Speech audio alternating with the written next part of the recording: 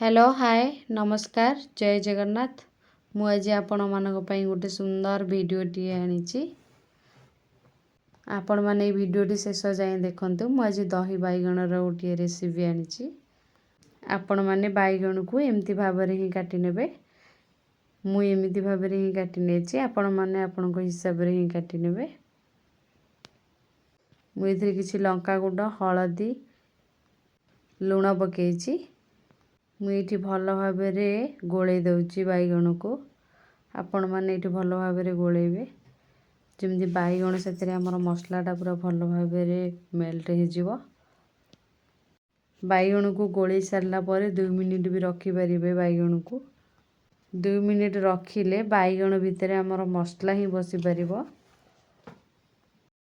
आमर ए बैगण भल भाव गोले देइची। मुझे गैस ऑन करी कड़े बसई। कड़े ताती गला पर मुझे किसी तेल को दे दूची। मुझे गोटी गोटी करी बैगण पकई दूची भाजीपाई। बैगण सीझापी मुझे गोटे घोड़णीटे घोड़े दूची। मुझे 2 मिनिट पर बैगण को काढ़ी देखुची। बैगण भी गोटे फाड़ हो गला। आम भल भाव टे ओल्टे दबा। बैगण आ गोटे पट साइड हवापाई आम ये गोटे घोड़णीटे पुणी घोड़े दबा। मुझे घोड़णी काढ़ी बैगण को टिके देखी दउची। जेहेतु बैगण आमर आउ टिके सीझिबार अच्छी मुझे घोड़णी आउ टिके घोड़े दउची। देखो बैगण ए सीझी गला। आम ए गोटे जगह को ही बाहर करदबा। आउ जहाँ बैगण थिला आम ये पकईदबा। आउ थे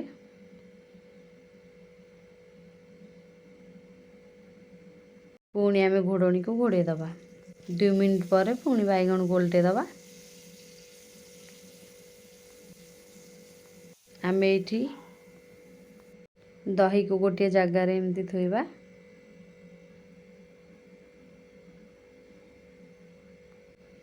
मुझे दही रे अल्प पानी दउची। मुझे बेसी पानी देनी अल्प ही पानी देची। मुझे दही की देखिकी ही लुण पकईची। आपण मैंने देखिकी ही लुण पकेबे जेहेतु आम बैगण रे पकईथिले। देखंतु यही भली भाव ही रखिबे। जो बैगण को आम कड़े रे पकईथिले आम से बैगण को पुणी थरे टिके देखिबा। हाँ आपण मैंने चाहिए भी से दही रे चीनी पकई पारे। मु किंतु ए चीनी पकईनी मत टे भल लगे चीनी पकईवाई जेहेतु बेसी खट्टा दही नुह। देखो बैगण भी भल भाव गला। आम गोटे जगह को पुणी बाहर करदबा। आम से कड़े रे पुणी तेल टिके देदबा। तेल ताती गला पर आम अल्प सुखिला लंका को देदबा। मुझे 4टा सुखिला लंका को दे देची। आपण मैंने चाहिए भी ये कंचा लंका दे पारे।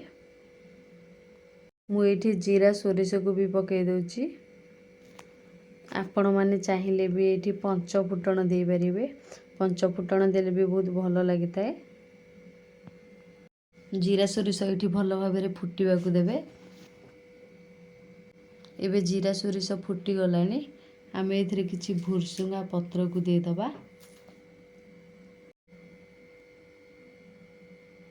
आम ये टिके समय घांटी दबा। आम ये भाजी बैगण को देदबा। आपण मैंने केबे दही रे आगुआ बैगण पकेबेनी। आपण मैंने एमती ही थे बनईकी पकातु। तापर बैगण को आम टे भल भाव आउ टिके भाजी दबा। आम ये अल्प लंका गुंड को देदबा। दही आमर टिके राग लगे मुझे लंका गुंड देची। आपण मैंने चाहिए भी ये लंका गुंड न दे पारे। मत टे दही बैगण रे राग हेले ही भल लगी था। बैगण को आम ये भल भाव भाजी दबा। भल भाव भाजी देकी आम से दही रे ही बैगण को ये पकईदबा।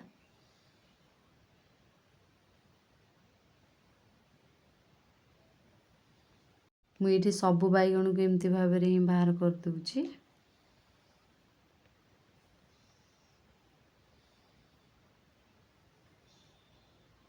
ये सबू बैगण को बाहर करदेला परे मु गोटे चामच रे ये गोले दउची।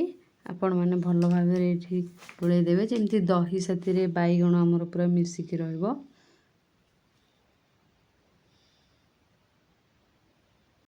काटिकी रखिथिबा धनिया पत्र को ये देदबा।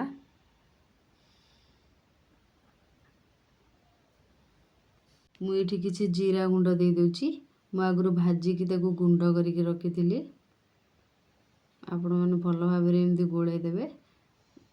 दही बैगण रे जीरा पकेले बहुत भल लगी थाए। तापर आमर पेट को भी बहुत भल लगी थाए। दही बैगण एमती थरे बनैकी खातु देखिए बहुत ही भल लगे। आमर ए दही बैगण बहुत सुंदर देखा जाउची। आमर ए दही बैगण पूरा संपूर्ण हो गला। देखंतु आपण मानकु मोर जदि दही बैगणर रेसिपी भल लगुथाए लाइक शेयर कमेंट सब्सक्राइब करंतु। जय जगन्नाथ।